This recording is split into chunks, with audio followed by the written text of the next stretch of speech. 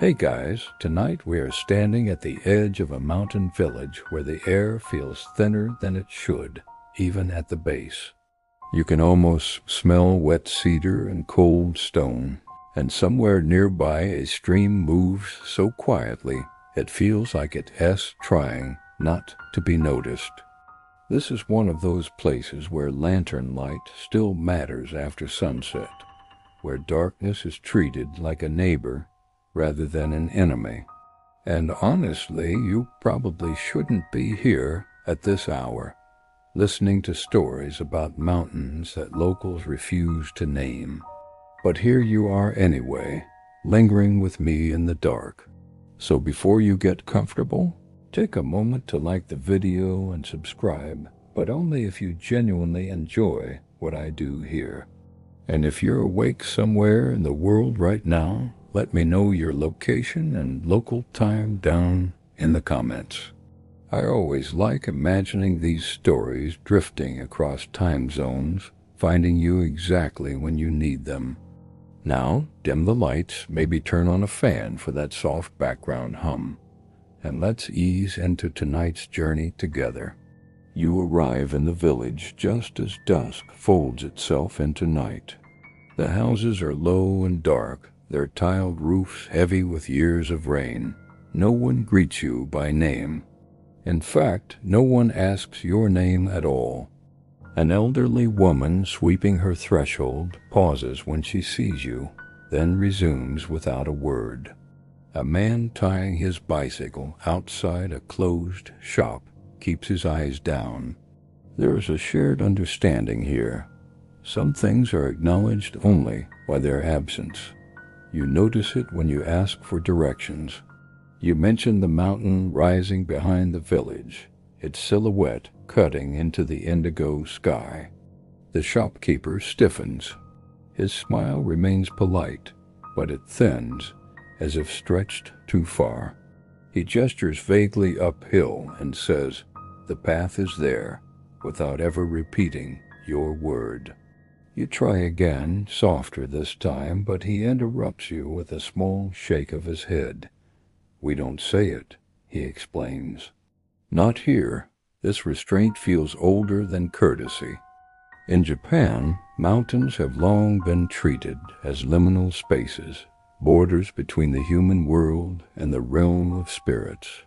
You remember reading about Yamabushi ascetics and Shugendo practices, where practitioners sought enlightenment through isolation and hardship in the mountains. Peaks were not just geography.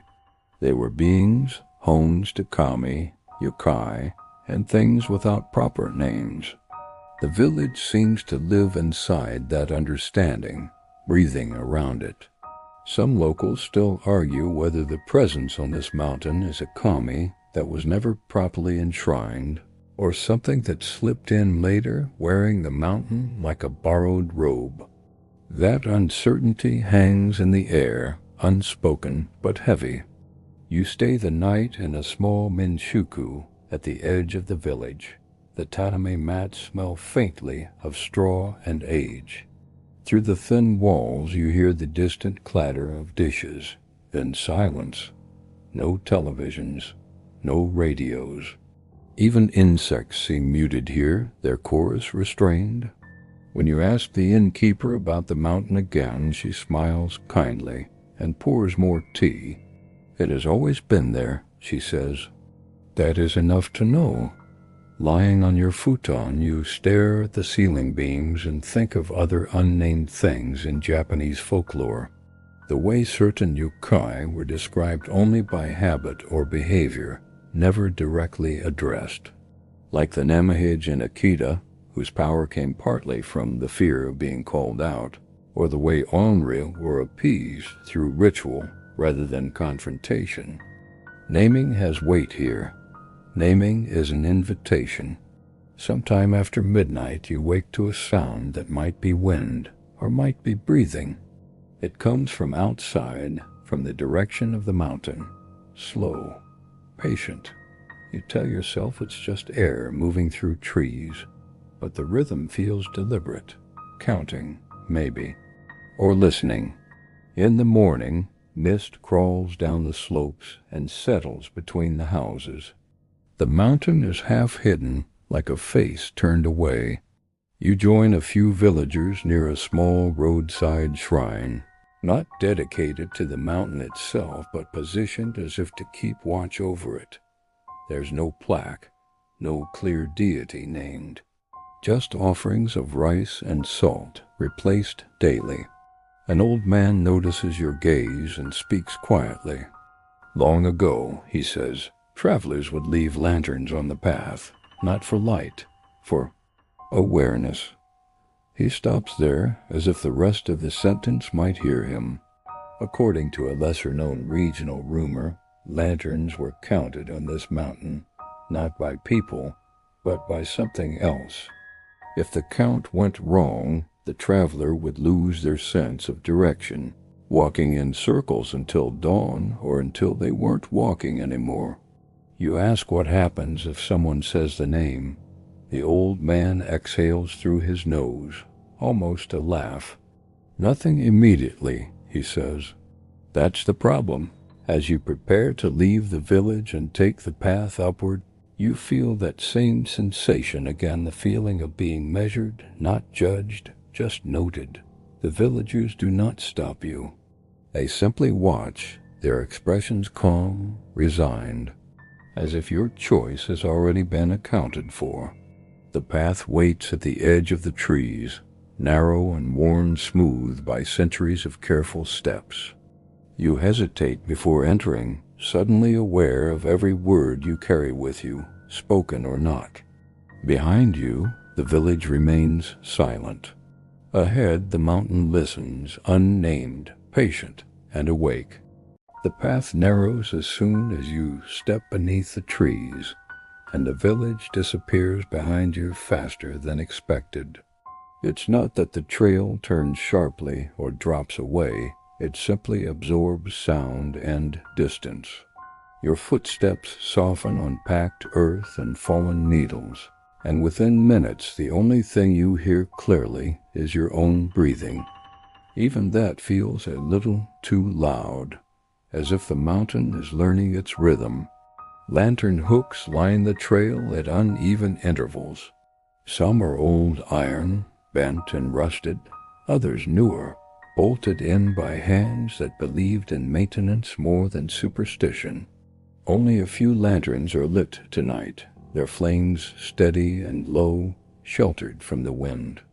You hadn't noticed carrying one until now, but when you glance down, there it is in your hand, warm and familiar, as if it's always belonged there. This reminds you of old pilgrimage routes, like the Kumano-Kodu, where travelers once walked through forests, believing every step was witnessed by unseen presences. Mountains like these were places of purification and danger at once.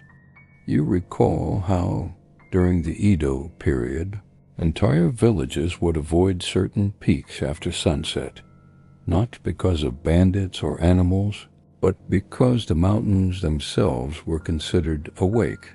Some locals still argue whether this particular path was ever meant for ordinary travelers at all. One obscure rumor claims it was originally laid to mark boundary steps measured carefully, so that something beyond the trees would know exactly where the human world ended. You walk slowly, counting your breaths without realizing it. 1, 2, 3. The lantern light stretches shadows ahead of you, and occasionally you think you see another shadow layered beneath your own, moving just a fraction out of sync. You stop, the forest stops with you. When you move again, the rhythm resumes like a shared agreement. A small stone marker appears beside the trail, half buried and slick with moss. There's no inscription, just a shallow groove worn smooth by touch. People have rested their hands there for generations, perhaps without knowing why. You place your fingers against the stone and feel a faint vibration, not movement. Exactly, more like the memory of footsteps passing through it. There's a story from this region rarely written down about a spirit called simply Yama no Mano, the thing of the mountain. Not a named yokai like a Tengu or Yamanba, but something older, something that existed before classification. It was said to learn people by their habits, how they walked, how they paused, how often they looked back. Those who tried to rush were the first to lose the path. The air grows cooler as you climb. Your lantern flickers once, then steadies. You notice that the hooks ahead are unevenly spaced, now sometimes close together, sometimes far apart. Without meaning to, you start counting your steps between them. 8, 12, 9. The numbers don't settle into a pattern. Some locals still argue whether the counting matters at all, or if it's the act of noticing that draws attention. You try to stop counting, but the numbers keep forming anyway, lining up quietly in your mind. You wonder if the mountain counts too, matching your pace, measuring your awareness. Halfway up, you come across a small clearing where the trees pull back just enough to reveal the slope falling away below. Mist drifts upward, swallowing the lower forest. You could swear you hear footsteps behind you, careful, respectful, but when you turn, the path is empty. No echo, no bird startled into flight. You think of unreal stories, of spirits bound not by rage but by ritual neglect. In folklore, failing to observe the correct silence can be as dangerous as an insult. You lower your voice even though you haven't been speaking aloud. The thought of a name brushes your mind, and you gently push it away. The lantern grows heavier. Not physically, but in intention. You feel responsible for it now, for keeping its light steady, for placing each step with care. The mountain seems closer, not in distance, but in attention, like a listener leaning in. Ahead, the trail bends sharply, and for a moment you see more lanterns than there should be, dozens of faint lights stretching upward, then vanishing as you blink. Some locals still argue whether those lights belong to past travelers, or if they're rehearsals, practiced memories the mountain keeps. You reach the bend and pause, heart calm but alert. The forest exhales around you. Whatever lies here has not stopped you, yet, and that restraint feels intentional, as if you are being allowed to continue, counted and noted, step by careful step. The bend releases you into a higher stretch of the mountain, where the trees thin and the sky presses closer. The canopy opens just enough for moonlight to dilute the lantern's glow, turning everything silvered and indistinct. Your steps feel lighter here, but also less certain, as if the ground has stopped promising where it will be next. You keep moving anyway. Stopping feels more noticeable than continuing. The hooks along the path become sparse. Some are empty. Others hold lanterns that are clearly not years older glass. Different shapes, flames that burn too steadily to feel natural. You pass one and sense a subtle resistance, like walking through a pocket of colder air. For a brief moment you feel the urge to bow, the way travelers once did before roadside kami stones. You don't know why. You just do it. This part of the mountain reminds you of old accounts of Hitabashira, myths, human pillars, sacrifices made to stabilize bridges or castles.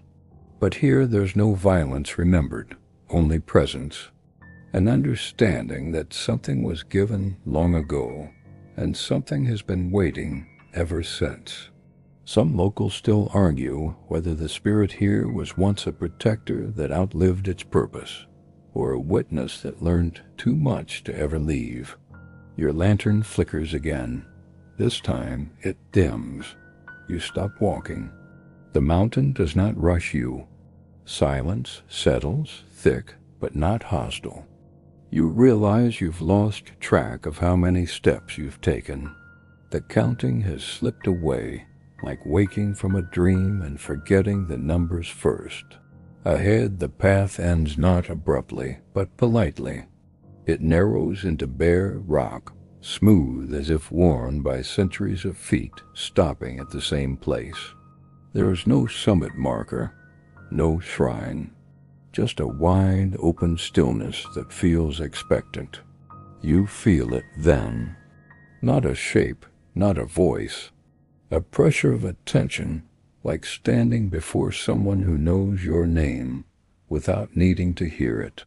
You sense that this is the point where names would matter most and where they would do the most harm. In Japanese folklore, there are kami that are never addressed directly, referred to only by location or behavior. To name them is to define them, and to define them is to invite imbalance. You remember that now, standing where the mountain seems to hold its breath. Some locals still argue whether the spirit here counts lanterns, footsteps, or intentions. You suspect it's none of those, and all of them at once. What's being measured isn't quantity, but care. The lantern in your hand goes out. Not suddenly, gently. The flame bows inward and disappears, leaving warmth behind, like a hand withdrawn. In the darkness, you expect fear, but what comes instead is calm. The mountain feels closer now, but not closer in threat, closer in familiarity, like something satisfied that you understood when to stop. You don't turn around right away. You wait. Time loosens its grip. Eventually, moonlight brightens, and the path behind you becomes visible again, exactly as you remember it. No extra hooks, no missing ground, just a way back. You retrace your steps without counting. The lantern relights itself halfway down, quietly, without explanation. When the village lights finally appear through the trees, you feel no triumph, only relief edged with something like gratitude. The villagers do not ask where you went. They notice the lantern, though. One nods, almost imperceptibly. That seems to be enough. As you settle back into the lower world, the mountain fades into silhouette once more, returning to the shape it's always worn. Your breathing slows. The weight you didn't realize you were carrying eases from your shoulders. Whatever watched you does not follow, not because it can't, but because it doesn't need to. The quiet becomes ordinary again. Crickets resume their chorus. Wood creaks as it cools. The unnamed presence remains where it belongs, folded into stone and root and memory, content with being left exactly as it is. You carry nothing with you except the awareness of careful steps, of pauses that matter, of silence used correctly. These are gentle lessons. They do not demand to be remembered. They surface only when needed, late at night, when the world feels thin and listening. If your eyes are growing heavy now, that's all right. Let them close. Let the images soften and drift apart. The mountain does not mind being forgotten for a while. It has waited longer than you can imagine. You are safe. You are home. And the night can keep its quiet secrets a little longer.